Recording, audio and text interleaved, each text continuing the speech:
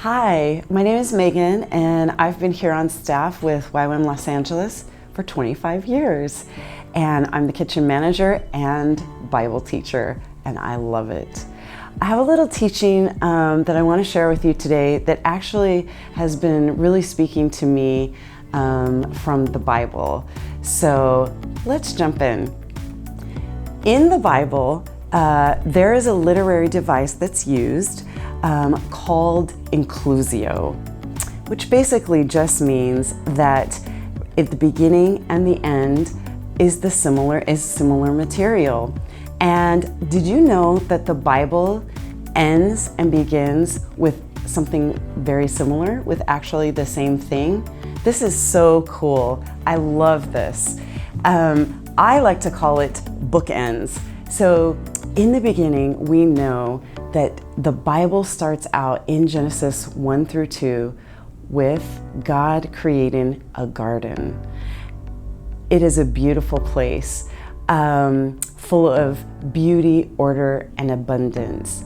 And then He creates mankind in His image to dwell and work in the garden. And it's such a beautiful thing. God has always wanted to dwell with man.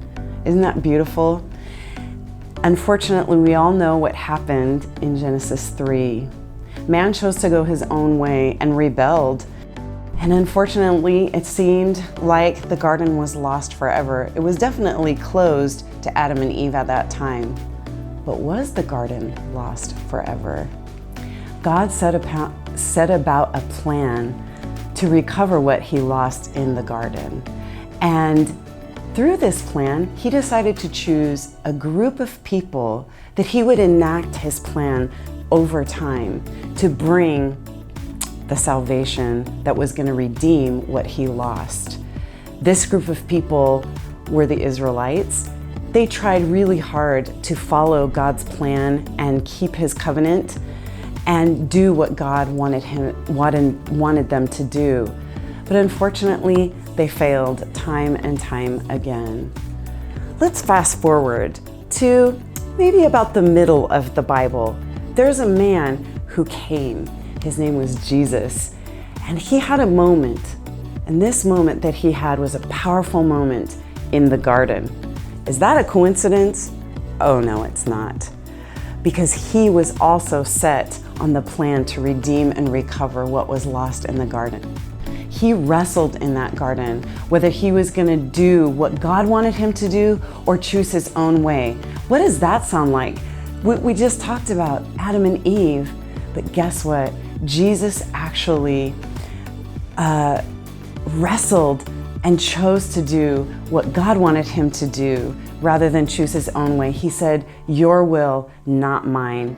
In that garden, that is extremely significant. And through His death and resurrection, actually, mankind and the beautiful creation that God gave to man has been redeemed. If you look around, it seems like we don't necessarily live in a redeemed creation or universe, right? Jesus' death and resurrection won that battle, but we still have to live it out. And those of us in God's family are mandated to bring Eden everywhere we go, in every corner of this planet, to bring order, beauty, and abundance. But we're waiting. What's our hope? Well, Jesus is returning, right? He's coming back. And that's when the fullness of the redemption of mankind and the creation will be enacted. And we can read about that in the last book of the Bible, Revelation. And this is what is so cool. The last 2 chapters, what are they about? They are about a garden. Again, this is no coincidence. The divine author of the Holy Bible did this purposefully. It begins with a garden, has the middle be about a garden, and at the end, what our hope is is that there is a garden, because God always wanted to dwell with man and he wanted to work with man. And so the last 2 chapters, go and read them. It's so beautiful.